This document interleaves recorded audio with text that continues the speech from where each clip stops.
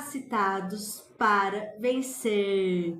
Todos somos missionários competentes, capacitados, mesmo que temos laudos. Os laudos não são limitações. Os laudos são